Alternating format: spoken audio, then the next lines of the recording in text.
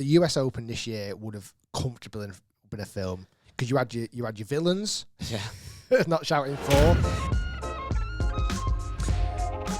From one golf event to another, US Open. Yeah, we've covered quite a bit already this podcast, and sorry if you've tuned in not to listen to golf. You're getting a lot of golf today. So. The back nine of Sunday, when I proper sat down and started watching it, I couldn't believe the leaderboard. It was outrageous. Who were you rooting for? Honestly, Rahm. Really? Yeah. Because of what happened a couple of weeks ago? Because of what happened 2 weeks ago. Yeah. The fact that he was leading, I can't remember the Memorial, by 6 shots going into the final round. He was guaranteed to win. I say guaranteed. We've just, after talking about the US Amateur, but the Amateur Championship. Playing well. He was almost guaranteed to win it. His first win using his new clubs. He's signing a different deal. First win becoming a father. Everything. Like, his stars were aligned. Mm-hmm. And he's not potentially over the last few years really fulfilled his potential. Has he really? You would have thought he'd won a major by now, but he's world number 1 now. Yeah. He's obviously an unreal golfer. I can't get over when I watch him how much speed he gets from that like almost 3/4 swing. I've grown to really, really love him. Yeah. And honestly, right now, and I know I'm probably a little bit honeymoon period, he's really getting close to one of my favourite golfers to watch. Yeah.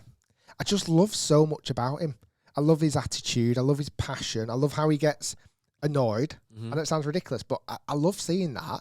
His golf game is just different level. I want to hit that shot that he hits off the tee, that little peeling fade that starts down the left. How lucky was he when he nearly went out of bounds? Ridiculous. Was it 14 or something? Ridiculous. Whatever hole it was. And that is, in a golf tournament, you do need a bit of luck. Mm-hmm.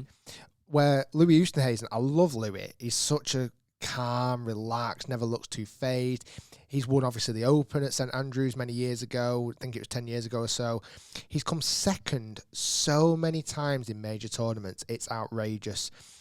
The difference between Rahm and Louis Oosthuizen in that final 6-7 holes is Rahm was looking at attempts for birdies and really, really giving it a go, where Louis was holding phenomenal par puts. Like, he was holding on where Rahm was pushing. Those two that Rahm hold on 17 and 18, those left to right slippery ones, were outrageous. Ridiculous. He got lucky stroke unlucky on 16 because he was way across the green and he hits this putt a little bit too hard and it hits the cup, quite a lot of the cup, and stayed out. But if I'm honest, if it would have missed the cup, it would have been 6, 10 foot, 12 foot past, right? So he got a little bit because it could have dropped and it could, but again, you need a bit of luck. The putt on 17 was just out of this world. I hate left to right putts. I do. Hate them. And he held an amazing one there. And he's done that putt quite a few times on the final few holes. He did it against DJ. He did it to win, I think, the Travellers back in one of his first ever tour wins. He has the ability to hold big putts when it matters. His birdie on 18 is one of the greatest birdies I've ever seen. And it sounds crazy, that, because he hit this amazing tee shot down the left side of the fairway in prime position. He had 220 yards left in. I think he pulled a 5-iron or a 6-iron. Hit this little peely fade. He was very, very, very unlucky. Hit the kind of side of the bunker and spat across the bunker face. So he was on more of a downslope.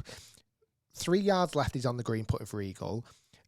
Weirdly, 2 yards right, and it lands in the bunker more. He would have had a much easier shot. Yeah. The shot he played from that bunker under that much pressure blows my mind. It absolutely blows my mind because he really thought about it. He couldn't go towards the flag. He had to play out sideways. He had to use the contour. It was one of the greatest shots I've ever seen under that amount of pressure. And then to stand there and hold that putt for birdie, to set the clubhouse lead, to set the benchmark that Louis had to beat, I was looking at it going, This is, and I wasn't that bothered about this tournament. As I mentioned earlier, I wasn't that bothered about the US Open. It just, for whatever reason, went under my radar. In that split moment, I was so glad I was watching history being made. Hopefully he continues to win many, many more majors. The fact that he walked off the green and got to hug his little boy. He's a few months old, and his wife there. A really lovely moment on Father's Day. Everything that happened 2 weeks ago, I was literally crying my eyes out, sat on the sofa on my own at 1 o'clock in the morning going, why does nobody shout for? And he shouts for, which I love about him as well. I just love it. I think, and we didn't live in the era of Seve, We've spoken about this before. You know, when David Cannon came in a few weeks ago and gave us his lovely book with Seve, we didn't live in that era. But what it means to Spaniards and what it means to Europeans, and certainly John Rahm, US Open is a tournament that Seve never won and really wanted to win. It was literally talking about the Amateur Championship being a film. The US Open this year would have comfortably been a film because you had your villains, not shouting for. You had your ups, you had your downs. I mean, Louis again on 17 hit it into the hazard up the left hand side. Ended up needing to take a penalty drop. Nearly made par weirdly with his second ball. Had to eagle the last hole. Got really unlucky with a bad lie down the side of the fairway on in the rough on the left hand side. Couldn't go for the green in two. Annoyingly, had to lay up. Had to try and hold his pitch. Just awesome. I like it when obviously everybody that wins a major deserves to win a major because you wouldn't have won it. It's 4 days of competitive golf with the elite golfers in the world. So you can't win a major without deserving to win a major. If that makes sense. But I always like it when somebody wins one that I feel like really should have one in the locker. Yeah. Do you get what I mean? Yeah, it's like definitely. when Sergio finally won at the Masters. Yeah.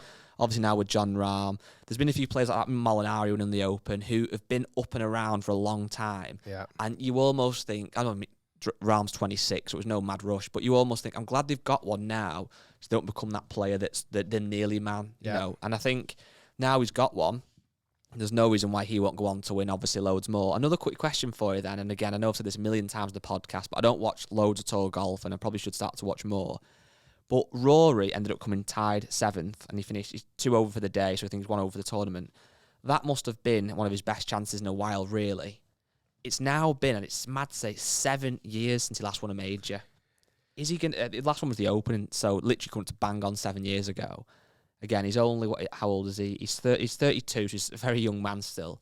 Is he going to win another? I must admit, looking at leaderboard last night, I honestly, if my heart wanted John Rahm to win, I was looking at it and going, but honestly, I was looking at leaderboard and going, Rory has surely got the greatest chance of winning this because Rory, for me, and there was a stat that weirdly came out this weekend, players who have the most under par on the last 2 days in majors, okay? Yeah. Rory is number 1. He's 54 under par for the weekend of major tournaments. Wow. I can't remember what time frame that is now. How crazy is that? Because typically he gets off to a bad Thursday. Yeah. That's what happens. He didn't this week. He was right up there. And typically, and again, I think Rory's an outrageously good golfer. Not for 1 minute I may have a question in that, and I think he will win more majors. I really do. And a bit like almost John Rahm, I think he needs to get that one in, and then I know he's already won 5, has he? He's won 4. 4. I know he's already had them, but they almost feel like a different time zone now. Think of the change in golf in the last 7 years. Who's come onto the scene and won? Kepka's got 4 in that time, I believe. Spieth. Spieth's had a couple Bryson, in that time, a few in that time. Morikawa. It's a long time ago, isn't it? I think 7 years ago.